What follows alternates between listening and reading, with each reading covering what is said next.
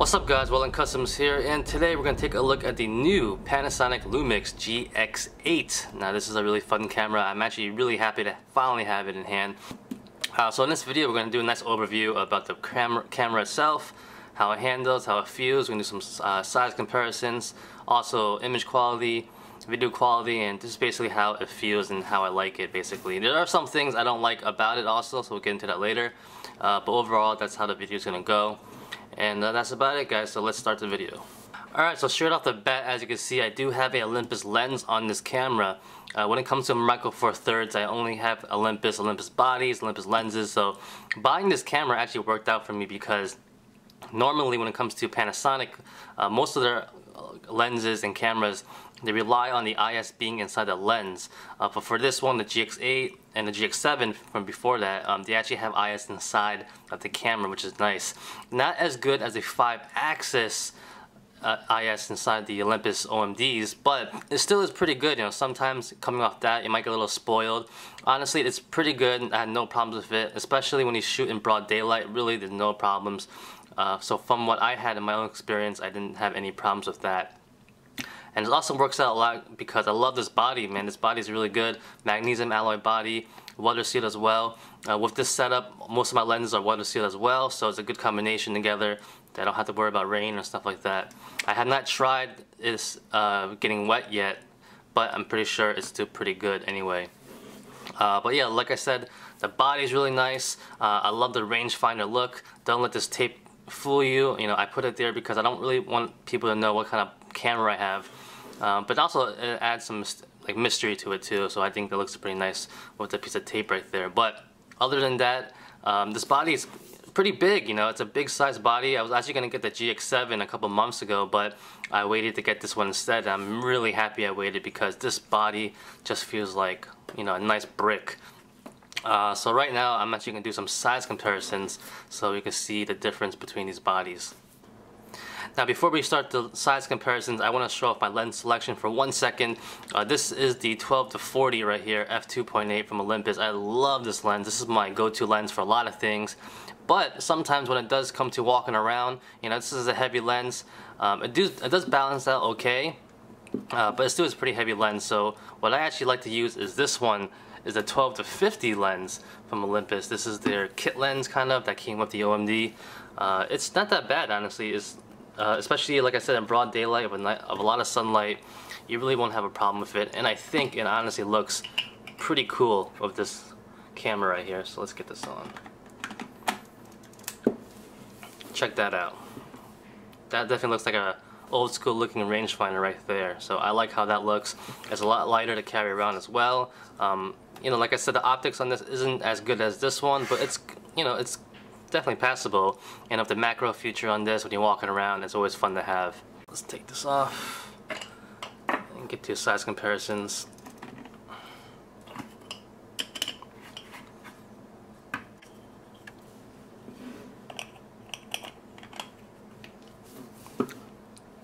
Alright, so here's the camera by itself, and like I said before, it's a nice looking camera. For one thing, you know, I've had a lot of different cameras back in the day.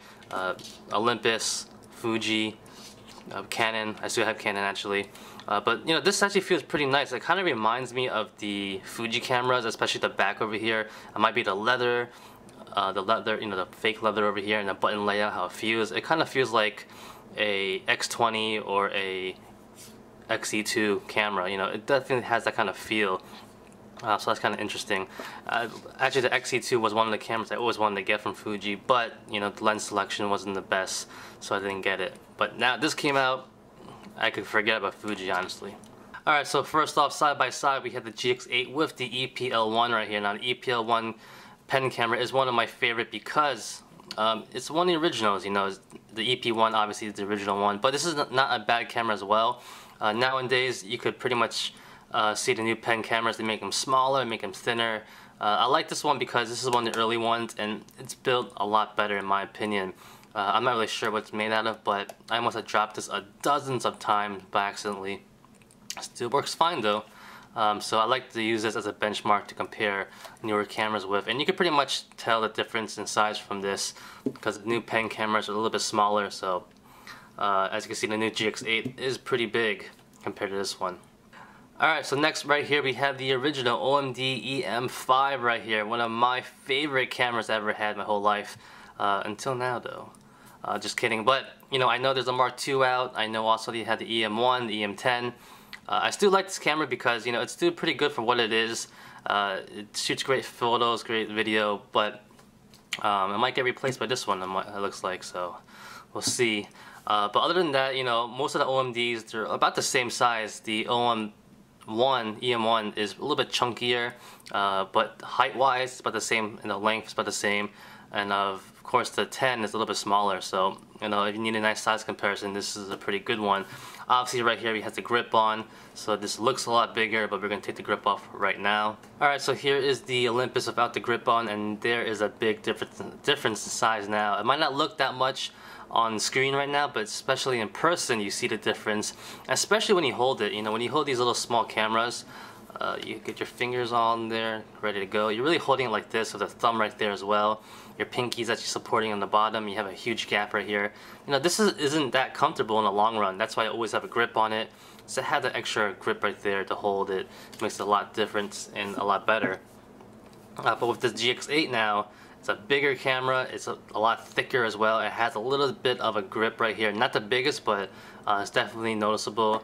And when I hold it, finger on, you know, right there, it's flush against my hand. My pinky is not supporting the bottom, it's on the handle. It's a lot easier to hold in the long run, and I do appreciate that a lot. And I know when people buy micro four thirds cameras, you know, they want the smaller size, easier to hold, easier to, you know, travel with, and I agree with that, but only to a certain extent, honestly.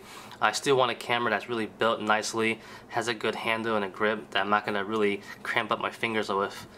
So, you know, I love the Olympus cameras right here, but man, with this new GX8, it just really satisfies all my needs when it comes to having a nice walk-around camera.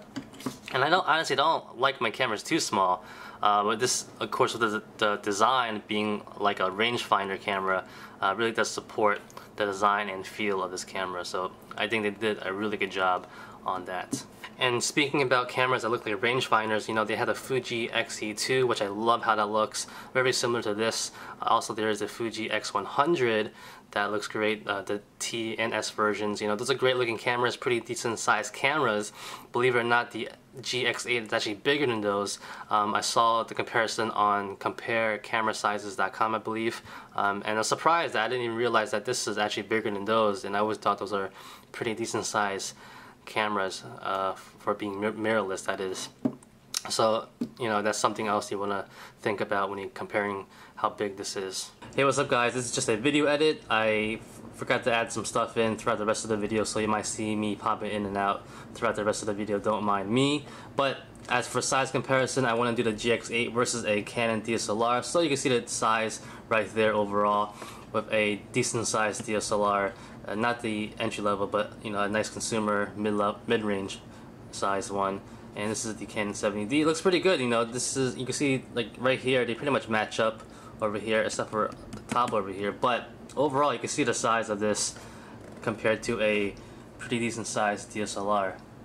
Now, like I said before, this is actually my first Panasonic camera, so it took me a couple of days to get used to it, honestly. But you know, I really sat down with the camera with the manual. Look through the camera and all the settings, really personalizing it to the way I want to shoot. And I cannot stress the fact that how badly you really need to sit down with the manual and with the camera to really personalize it the way you want to shoot, because this camera has so many function buttons and it's insane, sometimes overwhelming how many different settings there are that you can program and stuff like that. And sometimes you really don't even know what's in there until you actually fish through all the settings to see it. You know, they just have so much you have over here on display. Really, all the function buttons, you pretty much can change all the buttons you want on this, honestly. Like here, here, here, here, here, here, here, on the front.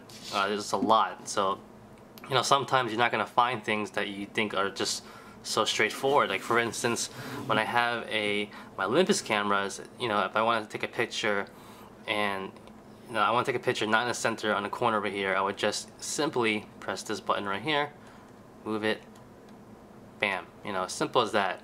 And you would think it would be that simple, on the pen cameras, you know. So let me show you right now. I put the lens on.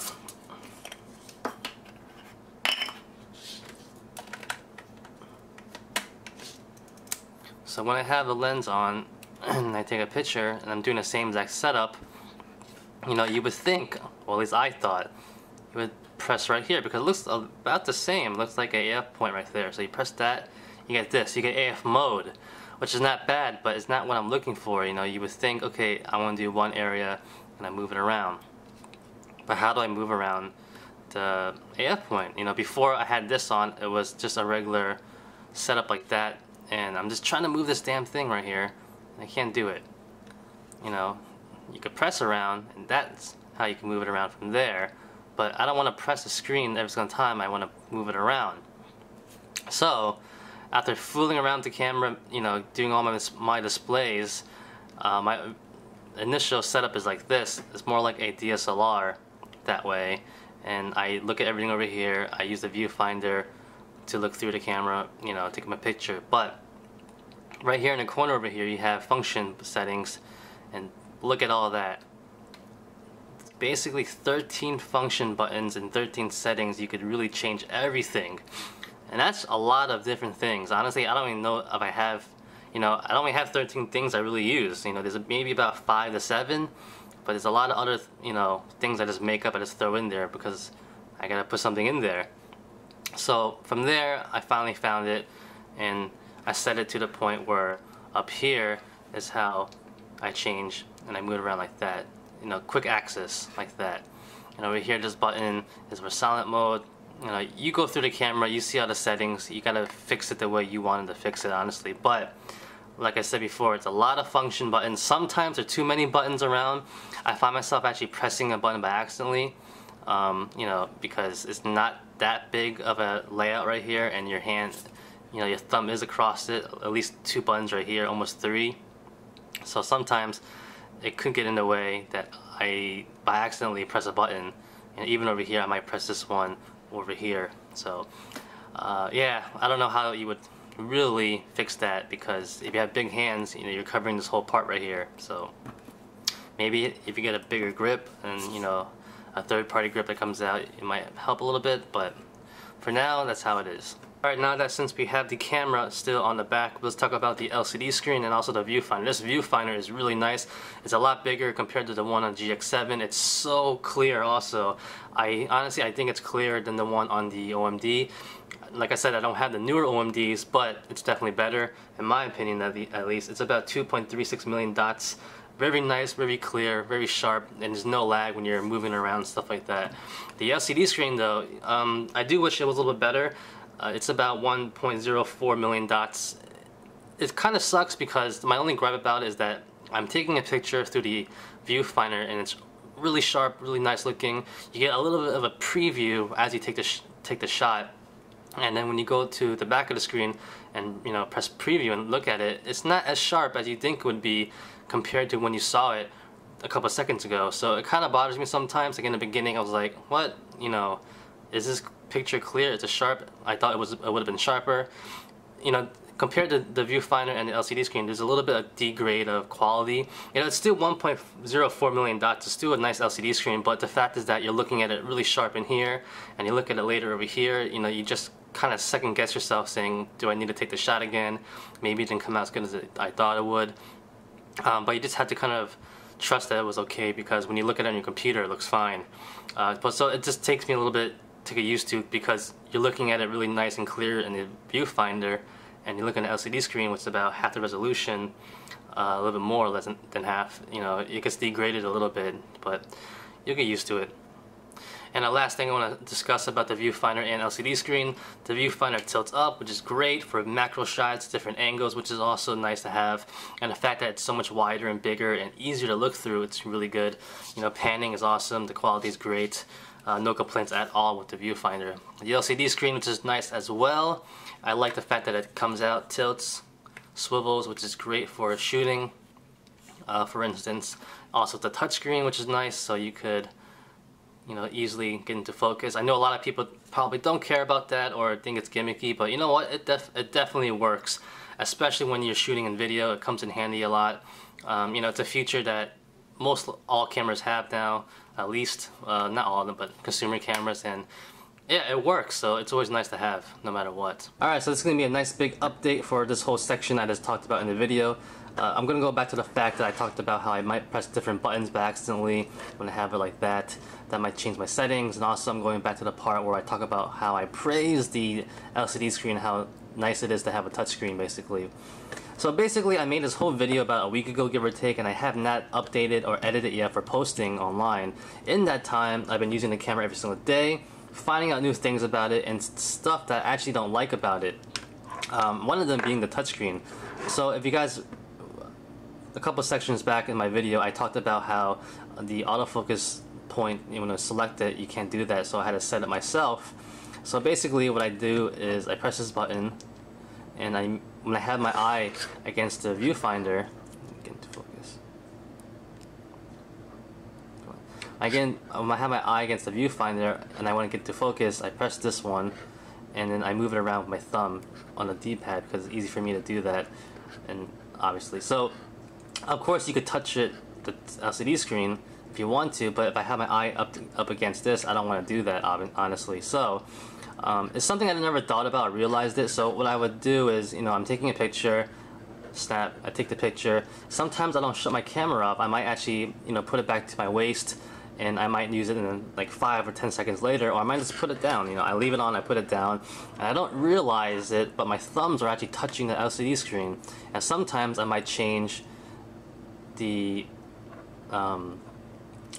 f-point. As you can see, really simple, really simple. Sometimes I have, if you put your hands down, you're touching both of them, this slight movement, I'm actually making it bigger or smaller.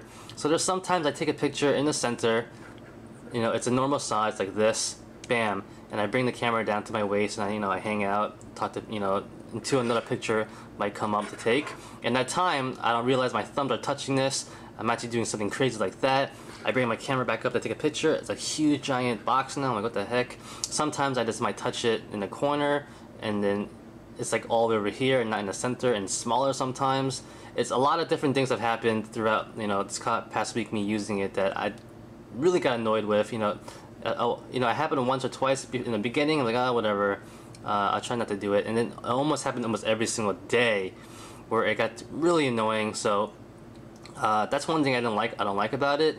And it brought me to the conclusion to actually shut off the touchscreen feature. And I actually do this in my OMD.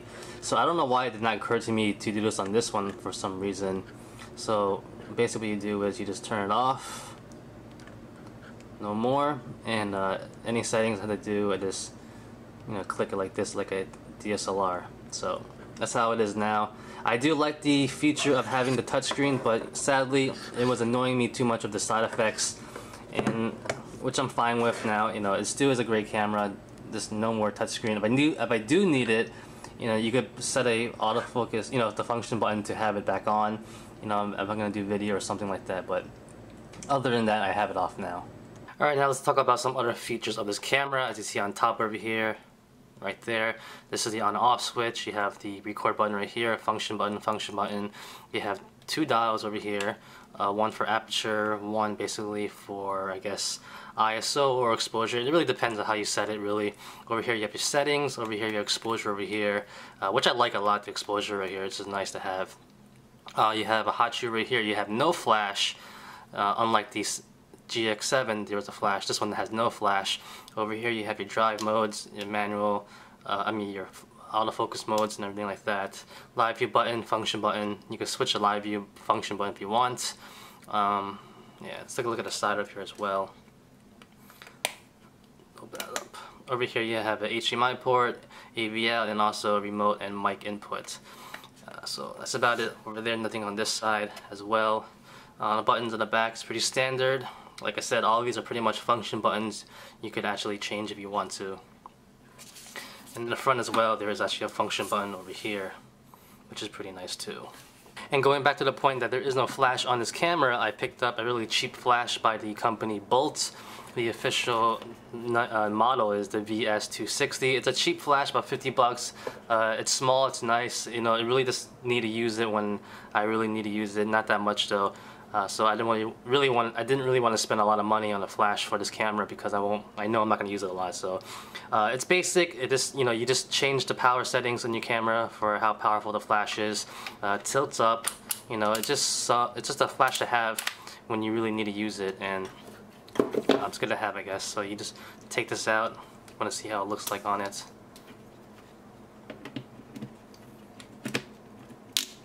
Lock it in. And pretty much that's how it looks like right there. Not that bad. It works nice though, and suits my purpose and needs. And like I said before, going back to the fact of all the buttons and function buttons and stuff like that in the settings, there is no initial button to have the power settings for the flash. So I did it myself and set up the way I wanted to do it, as you can see right here.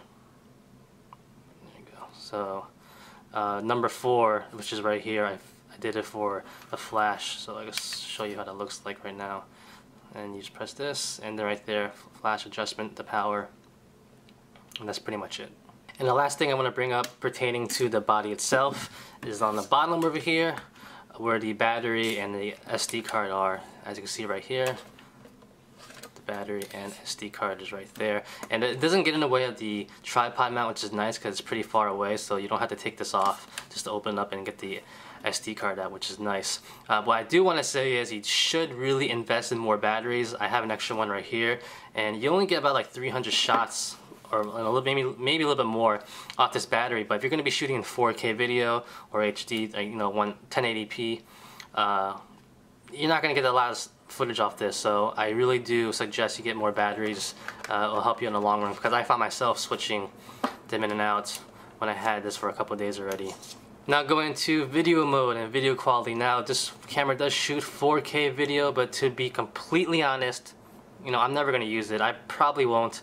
For what I do, for the videos I make, I don't need 4K video. I don't even think it's... sometimes I don't even think it makes sense to even be shooting on it, because a lot of, you know, YouTube sometimes doesn't even support it, you know, and it takes a lot of room up. But if you want to take a look at it really quickly, looking to the settings right now, let's take a look at that. The shooting video in general, so you have a lot of different settings, how you want to shoot video right there.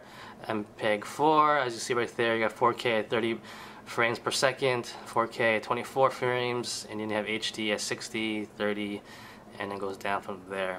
You know, you have basically 1080p and then 720p right there, and then regular right there. So, you know, you have different amount of options. I shot some different footages with 4K just to test it out.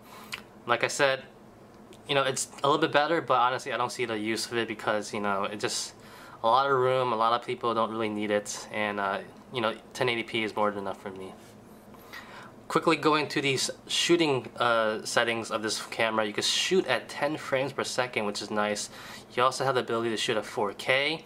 The burst, you don't get a lot of photos, but you get a decent amount. I tried it a little bit. I didn't get the best examples, but it's nice to have it there if you want it. But most likely I'll be shooting at the regular burst rates. You have 10 right there, basically at 20 megapixels. You can actually shoot more, but I think it gets downgraded down to about 8 megapixels. So if you want to hear how it sounds like at 10, it's not that bad. Let's try the super, and I believe it's an electronic shutter sound too. You hear right there. It's not that bad, so it's good to have. And you actually could shoot in silent mode too if you want, just like that. And we'll go to, it's a regular picture, and it's really quiet, barely hear anything really. So I'm gonna take it right now. There you go. Don't even hear a thing. So that's pretty nice. And also, quickly discussing the other options you can do, you could also have HDR, you can also have all these different filters if you want to try it out. You also have Panorama Mode. There's a lot of different features in this camera that you can really have fun. Try it out if you want to, just to make your experience a little bit more fun in the end. Well, you could also do stop motion animation, which is cool, time lapses, multiple exposures. I said before, panorama as well. And one thing I like also that I didn't point out before is they kind of have like a auto focus or focus peaking thing called pinpoint. I'll show you right now, which is pretty cool. So I'm trying to get focus right there. Of course, I want to focus. So let's say we're gonna focus on something, or pinpoint focusing, which is pretty nice. It opens up in a window, which is pretty cool. And actually, I did notice that when you use manual lenses on this that does not have autofocus, it does kind of do that peaking. It really does square on the object, and you can see the lines going around knowing that you are in focus, which is pretty cool too. Alright, so for the next minute or so, I'm going to show you some examples from this camera. The photos shot of this, I use this lens and also the 12 to 40 2.8 right here, mostly of this one. I got decent photos of this one also, so I picked out the best basically. Overall though, my experience shooting with this camera was really nice. I love how it feels. Like I said before, it feels great in the hand, very enjoyable, no problems really fiddling around with the settings and stuff like that to get some good photos. And just walking around with it, it felt great. You know, it brings out a lot of inspiration when you have a nice built camera to walk around with, honestly. So if you haven't yet, switch to 1080p for the best quality and enjoy this minute right now.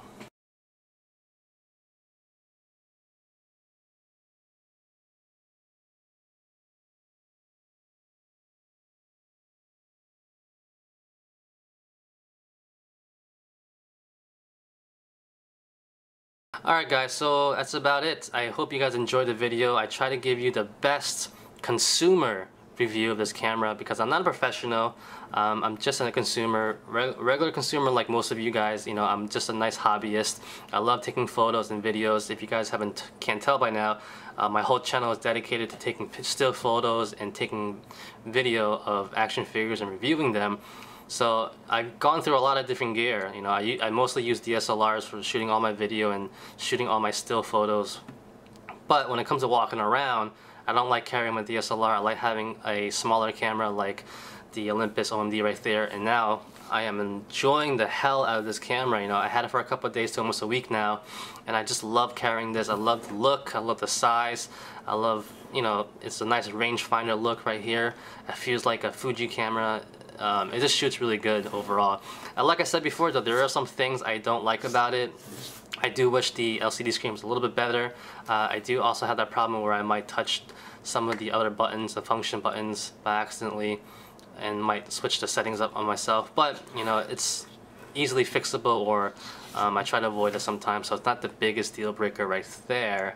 But overall, like I said, with technology coming out these days, a lot of different newer cameras are always coming out, better, a little bit better, but it's a benchmark. I feel like, you know, the cameras could just get so much better for the consumer, honestly, and it comes down to the lens, the kind of lens you use, and how you take your own photos.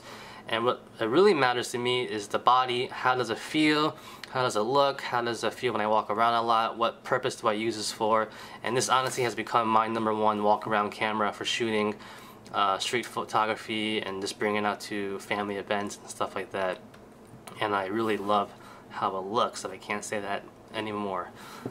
So yeah, that's basically it guys. So I hope you enjoyed the video. I'm definitely still learning this camera. A lot of things I'm pretty sure I have missed or have not addressed or talked about. So if you have any questions or comments, leave them below, and maybe in a couple weeks or so I might have an update, because I'm pretty sure there's a lot of things I didn't cover in this initial review. But like I said, this is just an initial review. I am just a regular consumer, and I'm just giving my first initial thoughts of this camera.